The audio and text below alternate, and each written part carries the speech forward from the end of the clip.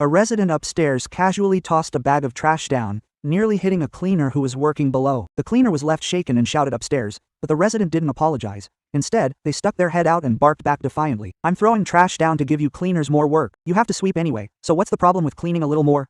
Quote, "My name is Fang Yu, and I am the property manager for this residential area. I was sitting in my office as the manager gave me a grim report, stating that last month's property fee collection rate was less than 30%. The head office has issued an ultimatum.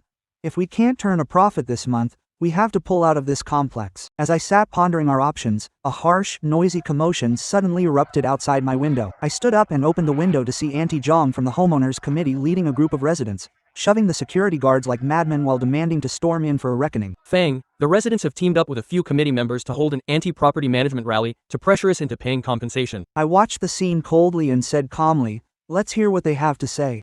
The door was suddenly kicked open, and Auntie Zhang marched in with a few residents, followed by the shoved-around security guards. Before I could even speak, Auntie Zhang pointed at a few mosquitoes in the garden outside. "See that? The whole complex is crawling with mosquitoes. Quote, I demand that you perform sterilization surgeries on every single mosquito, or we aren't paying a single cent." Hearing this absolutely ridiculous demand, the manager and the staff were stunned. But it didn't end there. Other residents joined in and heckled me. "Your property staff has never come into my house to clean or wash dishes, so why should I pay property fees?" "What is even the point of you property managers? This community would be just fine without you lot. Stop collecting money and get lost. We don't want you here." Finally, they looked at me with pure contempt, their eyes filled with insults. "What are you looking at? You're just a glorified gatekeeper. Isn't the food you eat paid for by us?" "According to the committee's decision, besides compensating us for our losses, your company must pay for all expenses for this rally and upgrade the elevators and hallways for free to match the standards of luxury villas." I sat in my chair, looking at this mob of people who thought they were the masters, and laughed in spite of my anger. This is the first time in my career I have ever encountered such unreasonable and absurd demands. Seeing these property owners getting more and more outrageous, my staff were fuming, their faces flushed. Several young security guards clenched their fists, looking like they were about to start a fight right there. I frowned and raised my hand to signal them to back off. The manager wiped the cold sweat from his forehead and still tried to step forward. He tried to explain the property management costs with a report, but they weren't listening. In their eyes, our concession was just guilt, a sign we were easy to bully. Mrs. Zhang, seeing this, became even more brazen, slamming a stack of papers full of unreasonable demands onto my desk. "Explain what? Don't give me that Poverty Act. Besides what I just said, you need to refund all the property fees we've paid in the past and compensate us for our emotional distress." I leaned back in my chair, staring at that ridiculous list demanding we upgrade the elevators to villa standards. This group doesn't just want free service, they even want compensation. It's absolutely absurd. I stood up and stared straight at Mrs. Zhang's greedy face. My voice wasn't loud, but it carried an unquestionable authority. "It's not dark yet, so stop dreaming. I will never agree to these demands of yours." Quote, "Now, take your scrap paper and get out of my office." The air in the office seemed to freeze. Mrs. Zhang's face, twisted with rage, looked utterly comical to me. I stood tall, looking coldly at this group of people who fancy themselves the masters. "Manager Fang, stop acting so high and mighty. I'm telling you, if you don't agree to these terms today, from now on, not a single cent will be paid." Quote, I didn't get angry. Instead, I let out a cold laugh and slowly stood up. I knew that for people whose bones are soaked in greed and ignorance, wasting another word on them was useless. I scanned their indignant faces, my tone chillingly calm. "Since you're so confident, let's do exactly as you say. From today on, don't pay a single cent, and I won't ask for one. But I truly hope you won't regret this later." Quote, Mrs. Zhang acted as if she had just heard a joke. "Regret? Who would regret it? Who's the coward?" With a wave of her hand, she led the group away in a rage, not forgetting to spit on the floor before leaving. She threatened to make our company completely disappear from this area. A few security guards followed them out, fearing they might cause more trouble. I stood in front of the floor-to-ceiling window, watching them cheer downstairs as if they had just won a glorious battle. "Mr. Fang, what should we do?" I watched those people outside preparing to wreck the order, and replied calmly, "Bring me my phone." The manager respectfully picked up my phone from the desk and handed it to me. I told him, "Go and list out all the account records for this complex from the past few years, especially those repair payments our firm covered previously. Make sure every single cent is accounted for." After saying that, I dialed the number of the neighborhood committee director, Lao Zhang. Lao Zhang on the other end didn't say a word. He clearly had heard about Zhang Detu's disturbance and was bracing himself for my fury, waiting for me to speak. I walked to the window with the phone, my tone unusually calm. "Lao Zhang, I only took on this complex in the first place because of you. Now that this has happened, I don't want to blame you. Quote, I'm planning to pull all my staff out of the complex, and I'm just calling to give you a heads up." Director Fang, you're right. They brought this on themselves. I'll follow your lead. Quote, just handle the arrangements. Lao Zhang is a sensible man. He knows that given the specs of this complex, it didn't deserve an elevator or security system in the first place. It was only because of him that I provided such complete amenities. The district didn't pay a dime, and the residents didn't contribute anything either. Lao Zhang said sincerely, Director Feng, we will compensate you for your previous payments to help you recoup some losses. Please don't let this incident affect your peace of mind. Quote, Lao Zhang, money isn't the priority. I just called to let you know. Goodbye. Quote, after hanging up on Lao Zhang, I turned around to see the manager standing there in a daze, clutching the list of arrears, his face looking as grim as if he'd swallowed a fly. I walked up to him. Why are you staring? The manager looked up with a tragic expression and said, Director Feng, not only are this month's fees down the drain, but with the previous arrears, we're talking about at least 2 million. The manager was stunned, his eyes full of confusion, as I sat back down in my chair. Who told you that if we pull out, we can't collect the money back? I looked at his miserable expression and couldn't help but laugh. As for the money, I have plenty of ways to get it back. Not a single cent will be missing. Quote, is our company's account balance still sufficient? The funds are still quite sufficient. Director Feng, what are you planning to do? I'll get it sorted out. Go notify everyone. This month, all staff at this complex will receive 3 months' salary as a bonus. 3 months' salary? Director Feng, this. Just do as I say. Tell the guys that we're leaving this place with our heads held high. I'm taking them to a higher-end complex. Go ahead and pass the word. The manager was stunned for a few seconds, then he hurried out of the office. Soon, his loud voice could be heard outside. Listen up. Director Feng has decreed that everyone gets 3 months' salary as a bonus this month. Quote, the previously dead silent hallway instantly erupted into a burst of cheers. The cheers outside the window continued, but this time, the cheers were for my people. A few days flew by, and the manager pushed the door open. Mr. Feng, not a single one of the 1,082 households in the complex has paid their fees yet. Send out the notice. Pull all management staff out by 3 p.m. today. Move everything belonging to the company. Anything that can't be taken should be left. The security guards silently loaded their belongings onto the truck. Auntie Baojin finished cleaning her utility room for the very last time. The maintenance technician locked his toolbox and put it into the truck bed. Just then, a harsh sound of cheering erupted from the balconies upstairs. Look, they're actually leaving. We finally drove this bunch of bloodsuckers away. Serves them right. Let them see what we're made of. I looked up. On many of the balconies, owners were leaning out, pointing at us with faces full of smugness and mockery. Mr. Feng, are you listening to the things they're saying? After all we've done for them over the years, now. Let them laugh. The louder they laugh now, the harder they'll cry later. I turned and got into the car. I rolled down the window. I took one last look at the community I had built with my own hands. 3 days later, I stood at the entrance of the city's most expensive high-end complex, looking at the brand new buildings. The manager followed behind me, and I took the list from his hand. Mr. Feng, everything is arranged. Salaries and bonuses have been distributed. Are they satisfied? Very satisfied, Mr. Feng. They are all begging to thank you in person. I smiled too. This is the treatment they deserve, not being pointed at and called dogs in that dump. I walked into the staff lounge. A few of the older aunties were sitting together. Seeing me enter, they stood up immediately. Mr. Feng, why are you here? It's dirty in here. Don't get your clothes stained. It's fine. I'm just checking on you all. Are you getting used to it? We're getting used to it so well, Mr. Feng. The residents here all tell us, Auntie, you've worked hard, and even pour us water to drink. I've worked a lifetime, and for the first time, I feel like a human being. As she spoke, her voice began to choke up. I patted her on the shoulder, saying nothing. Keep up the good work. If you need anything in the future, come to me anytime.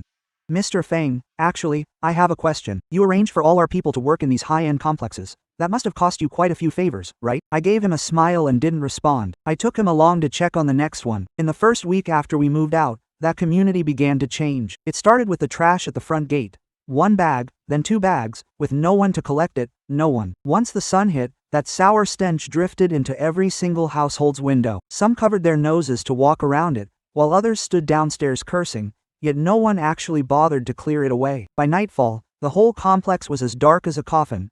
Streetlights were out, and the red lights on the security cameras had died too. With no one paying the communal electricity bill, the power company simply cut the supply. High-rise residents pressed the elevator buttons, but the lifts wouldn't budge. Some refused to believe it, pressing the button over and over until they finally kicked the door in anger.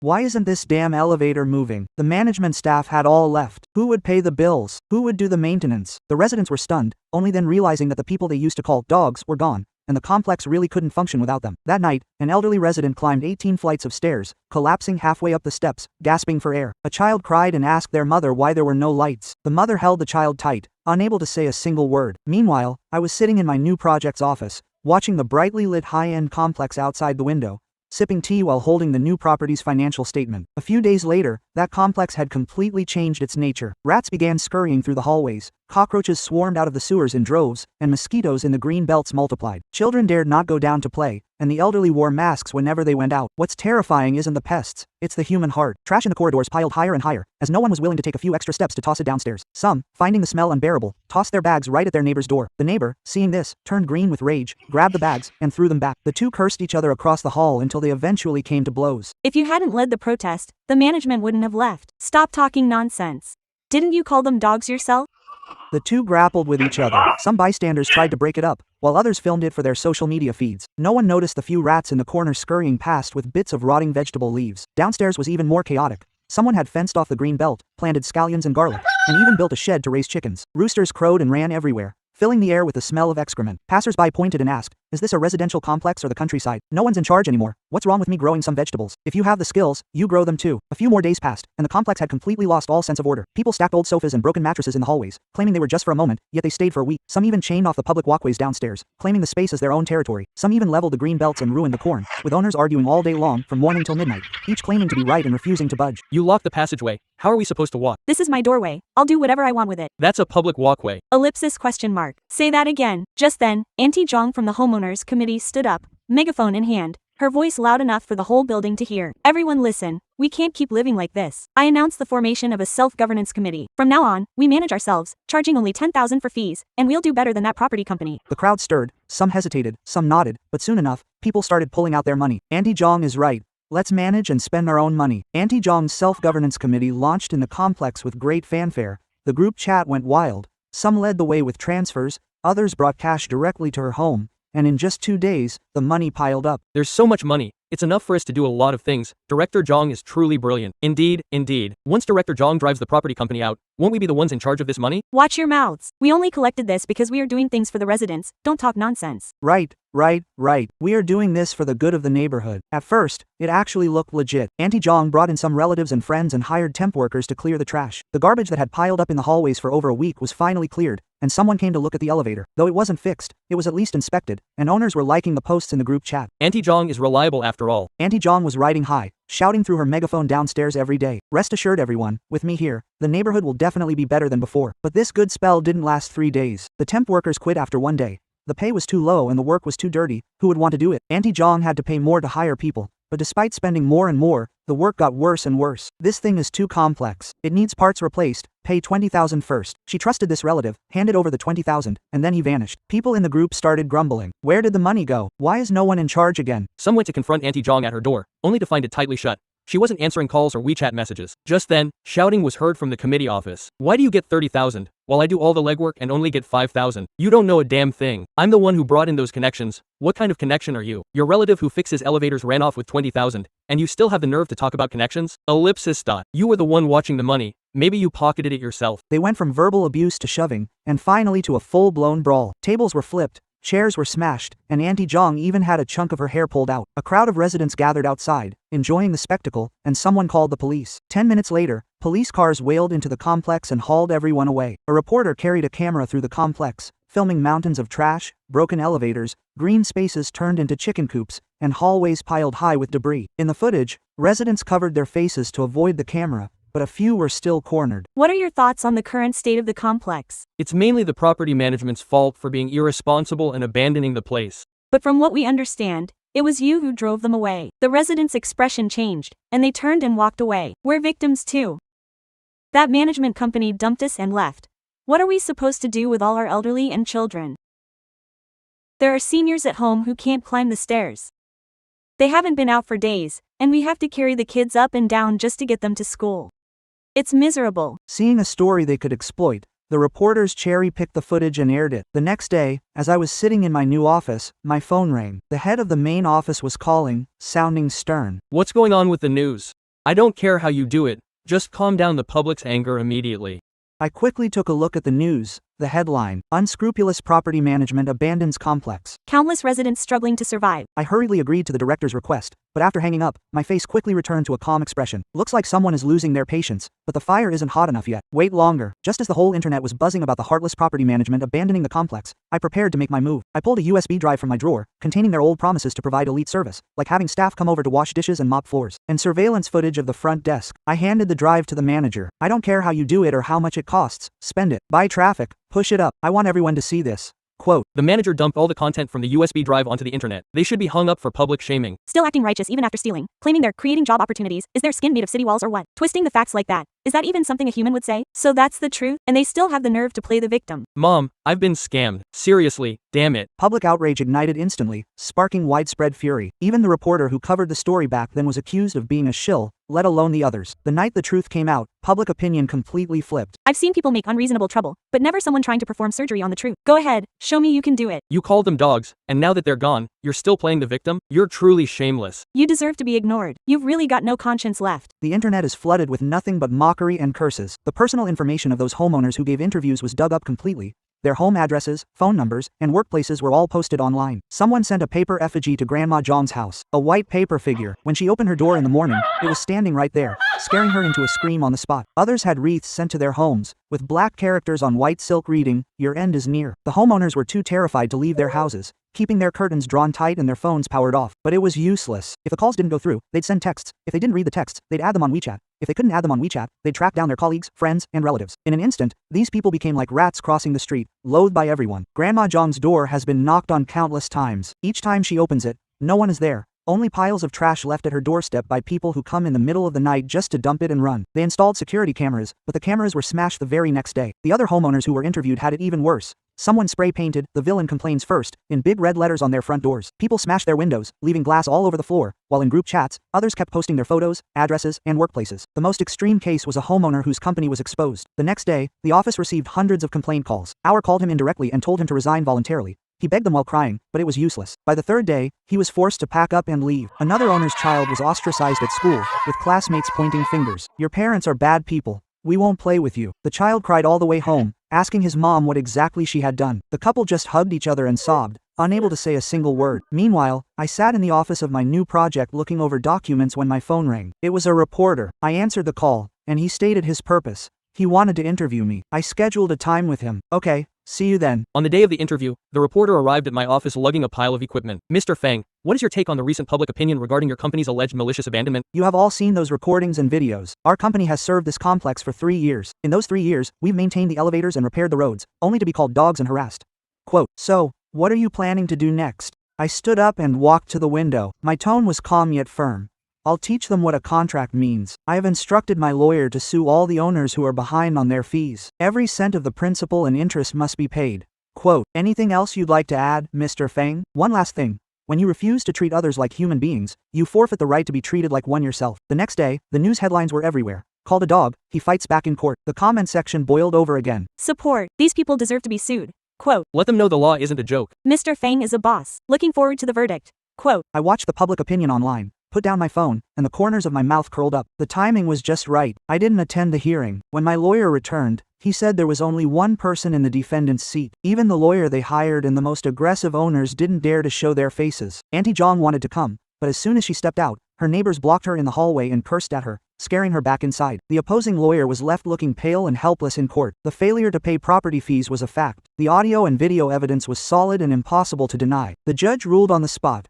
All delinquent owners must pay the full arrears within 15 days, plus interest at the current bank loan rate, with all legal costs borne by the defendants. Understood. You've worked hard. Go get some rest. On the day the judgment was delivered, the company's stock price surged. It opened with a gap up and hit the daily limit within half an hour. Financial media scrambled to report. Property management company wins lawsuit. Stock hits limit against the trend. The head of the main office called again. This time, his tone was completely different. Xiao Feng, you did a beautiful job this time. The board is very satisfied and is preparing a promotion for you. Quote, I offered a few humble words, then hung up. Looking at the K-line chart on my screen, I felt an indescribable sense of satisfaction. The same people who once called me a dog are now paying back every cent, and they even handed me a stock price rally to boot. A month later, the official appointment documents arrived. I was named the top person in charge of this city, overseeing all projects. My office was moved from the original 60 square meter space to the most high-end office building in the city center. This This is too unexpected. I sat in my new office chair and said with a smile, it's not bad. Outside the window, the traffic is heavy and the skyscrapers tower high. Looking down from this angle, that run-down neighborhood is nowhere to be seen. I was reviewing the data for a new project when my phone rang. It was old Zhang. Congratulations, President Feng. I heard you've been promoted. Quote, you're too kind, old Zhang. What's up? Old Zhang paused for a moment, then lowered his voice. There's something I think you should know. Aunt Zhang and a few others have been arrested. Oh, embezzlement. The self-governance fees they collected weren't used for the neighborhood at all. Once they got the money, they split it. Aunt Zhang took the lion's share. Her relative who fixes the elevators ran off with 20,000, and the others split the rest. The homeowners reported them. Quote, I listened as a faint smile curled at the corners of my mouth. And then they were all taken away. Aunt Zhang is still crying at the station, claiming she was framed and that the money was a service fee. I nodded, not at all surprised. This is exactly what they would do. Old Zhang hesitated, wanting to say more. President Feng, about this. Old Zhang, I've got it. Is there anything else? No, just wanted to fill you in. Carry on with your work. Quote, I hung up the phone and looked out the window. The sun was shining across the entire city. Once the news of Aunt Zhang and the others being arrested spread, the remaining homeowners finally panicked. Someone in the group chat suggested, let's hire another property management company. We can't keep living in this chaos. Many people agreed. But when they actually took action, they realized it wasn't that simple. They made many calls. The first company they reached hung up the moment they heard the name of the neighborhood. They tried again and got blocked. The second company listened patiently, then asked, is that the neighborhood that called the property manager's dogs? Get lost. Yelling at you is a waste of my breath. Quote, they were left speechless. They tried several more, contacting over a dozen companies in total. But none were willing to take the job. A manager at a small firm was blunt. Your neighborhood's glorious history is known to everyone in the province. Even the top 10 firms were driven away by you. How could a small temple like ours dare to serve such masters? Quote, the homeowner's representative grew anxious. We can pay more. Higher than the market rate. The other party hung up immediately. The news returned to the group chat, leaving it in dead silence. Some were unwilling to give up and use connections to find an out-of-town company. They were willing to come take a look. But as soon as they checked the records, they turned around and left. Their reputation had become that toxic. You call us dogs.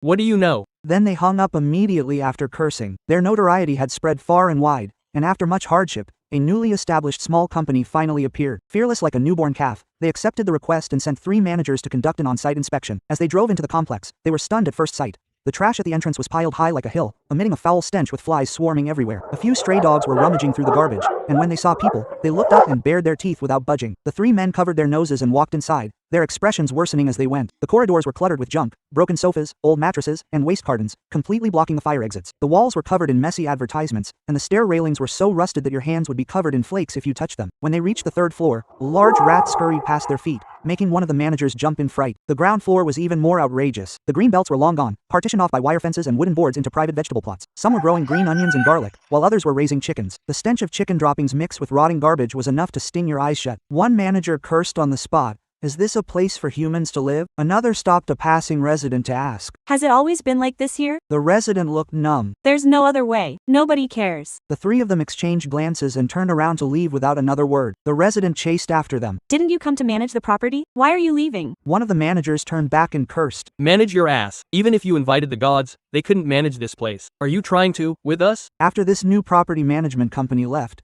no one dared to take over the complex, and it became a lawless zone. Garbage piled up with no one to clear it, and the entire area was filled with the smell of decay. All the streetlights were broken, and it was pitch black at night. The security cameras had long become mere decorations. The cameras were either stolen or smashed. Not a single one worked. The most terrifying thing was the lack of security. First, people started losing belongings, and e-bikes parked downstairs would vanish overnight. Shoe racks left at the door would only have a few pairs of worn-out shoes left the next morning. Some residents installed security cameras and caught shadows, but reporting to the police was useless. It was so dark you couldn't even make out a face. One night, a door on the 3rd floor was pried open. The couple was sleeping when the noise woke them up.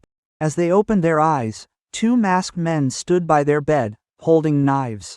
Don't move. Move and you're dead. The couple was too scared to breathe, watching helplessly as their home was ransacked.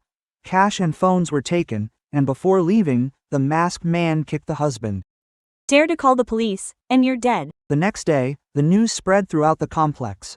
The group chat was flooded with messages, all filled with panic. It's too terrifying. I heard noises last night too. There are footprints outside my door. Have I been targeted as well? This place is unlivable.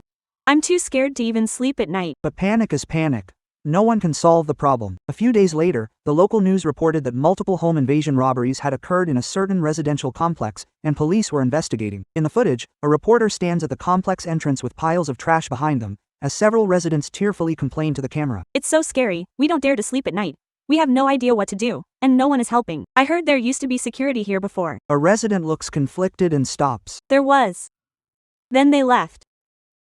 Why did they leave? The resident goes silent. At this moment, I am sitting in my new office watching the news. The scene cuts to another interviewee, the resident who once created jobs for the cleaners, now looking exhausted before the lens. We truly regret it now. We shouldn't have done that back then. I pick up my teacup and take a sip. The footage continues, but I press the remote to turn it off. The home robberies are becoming a huge scandal. The complex's reputation is completely ruined. Some residents can't take it anymore and decide to sell their homes and leave. They call real estate agents, but as soon as the agent hears the name of the complex, they bluntly say, "You still dare to sell in that viral complex?" What do you mean? I mean, no one will buy it. The whole internet knows what's happening in your complex. Whoever buys is a sucker. Besides, with that environment and lack of security, no one would dare live there even if the house were free. The owner doesn't give up, pleading persistently and even offering a bribe. Please, you have to help. As long as someone wants it. I'll double your commission. The agent is silent for a few seconds, then curses. Do you think I'm so desperate for money that I don't value my life? I have to hold my breath just to visit that place. And you want me to help you sell a house there? Get lost. The call is hung up. The resident stands on the balcony clutching their phone, looking at the mountain of trash below, their eyes red. Someone posts in the group chat. I just asked 5 different agents. They all refused. Same here on my end. They hang up as soon as they hear the complex's name. What should we do? Are we really trapped here? No one answers. At this moment, I am sitting in a spacious and bright office, looking over the blueprints for a new project. Outside the window, the sun is shining, and there are lush, green trees below. The security patrol marched past in formation. My phone rang with a message from the manager. "Mr. Fang, people from the residential complex are looking for you again, asking you to return." I glanced at the message and replied, "Got it. 6 months isn't a long time, nor is it short, but for that complex, 6 months was enough to turn a place where people lived into a living hell. The trash at the entrance hasn't been cleared for ages, fermenting in the sun and rain into a pungent stench. Every passerby has to cover their nose and hurry past. Stray dogs and cats have made it their home, scavenging in the piles of garbage in packs. They don't even fear people, their eyes glowing with a feral light. The green belt is long gone. Those patches of land that were fenced off for private use are abandoned too. People who grew vegetables couldn't stand the environment and moved away, leaving the remaining plots to weeds, though the chickens are still there. No one tends to them, so they run around freely, their droppings mixed with trash, sticking to your shoes when you step on them. The hallways are piled high with clutter. Broken sofas, rotting mattresses, and discarded appliances completely block the fire escapes. The walls are covered in messy advertisements and profanity. The staircase railings are rusted and crumbling, creaking under your weight. The elevators have long been derelict. Residents on the upper floors have to climb the stairs every day. Some elderly folks simply can't handle it and never come down. They barely manage to leave the house a few times a month, and nights are even more terrifying. The streetlights are all out. The entire complex is pitch black, with only the occasional beam of a flashlight passing by. Those are just brave residents going out in groups. No one dares walk alone. Who knows what might be hiding in the dark? And the property prices? They've long since collapsed. You can't even give them away at 20% of their original value. They've completely turned into worthless ruins. I sat in my new office, reviewing this quarter's financial data, which looked good. Profit margins for several high-end projects were higher than expected. A knock at the door, and the manager poked his head in with a strange expression. Mr. Fang, there's someone here to see you. Without looking up, I asked, "Who?" "People from that complex." My hand paused. I looked up, and the manager added, "They're waiting downstairs, insisting on seeing you." Looking at them, they look pretty pathetic. Quote, I put down my pen, walked to the window, and took a look down. Standing at the foot of the steps outside the building were 3 or 4 people, men and women, dressed in shabby, dusty clothes, looking up toward the office. They were too far away to see their faces clearly, but their timid posture was a far cry from the arrogant way they behaved 6 months ago. Let them come up. A few minutes later, the office door was pushed open, and the 3 of them stood in the doorway, hesitating, afraid to step inside. Leading them was a woman in her 50s. I remember she was the one who followed behind Aunt Zhang, shouting the loudest at me. Where is she standing now? At a loss, eyes darting around, not even daring to look me in the eye. Mr. Fang. She spoke, her voice dry. I leaned back in my chair, watching them indifferently. They shoved each other forward, but in the end, that woman spoke first. Mr. Fang, we are here to beg you. Please come back and manage our complex again. We truly have no other choice. I didn't say a word, just watched her. Seeing I wouldn't speak, she got anxious and took a step forward. We know we were wrong. We shouldn't have treated you like that back then. Please, be the bigger person and come back to manage us. The other two chimed in as well. Yes, we really know we were wrong. The complex is in such chaos now, it's impossible to live there. I picked up my teacup and took a slow sip. You know, we were wrong. All three nodded frantically.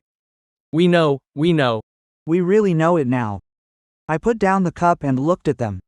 Their eyes held fear, supplication, and humble flattery. The only thing missing was genuine remorse. They didn't realize they were wrong. They just realized they were hurting. When they called me a dog, they didn't think they were wrong. When they refused to pay the property fees, they didn't think they were wrong. When I left, they were cheering on their balconies. Now that they feel the pain, they come to beg me. The woman, seeing me remain silent, suddenly plopped down on her knees. The other two, stunned, knelt down after her. Mr. Fang, I beg you, as long as you return, we will pay the property fees in full, every single cent. We promise.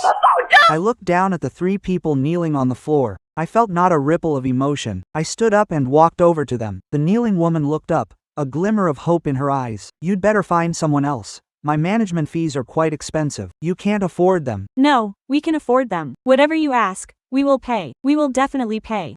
It's not about the money, it's about the people. Back then, you said I was your servant. Now, you want me to go back and continue being your servant. No. Then what is it? It's too late for regrets now. The biggest mistake I made in my life was being too kind to you, raising a pack of ingrates. Now, you'll just have to fend for yourselves. I straightened my tie and turned to walk toward the elevator. We're begging you. We really have no other way. I pressed the elevator button without looking back, and the doors slowly opened. I stepped inside and turned around. The moment the door shut, their voices vanished along with it. The elevator slowly descended, and I stood inside, closing my eyes. Many images flashed through my mind. The owner who called the cleaners dogs, the one who demanded mosquitoes be sterilized, and the cheers from the balconies when they left the complex. The numbers in the elevator ticked down one by one, 27, 26. I thought of the employees I had placed in the high-end residential complexes. Auntie Baoji said that the owners there would greet them, say, "Thank you for your hard work," and even pour them water. Her eyes reddened as she said that after working her whole life, it was the first time she felt like a human being. The first floor arrived, the elevator door slowly opened to the lobby, and sunlight spilled in through the glass doors. I stepped out of the elevator, walked across the lobby toward the entrance, and exited the office building. The sunlight on my skin felt incredibly warm. This world has always been this way. When you treat others like dogs, you lose the right to be treated like a human being yourself.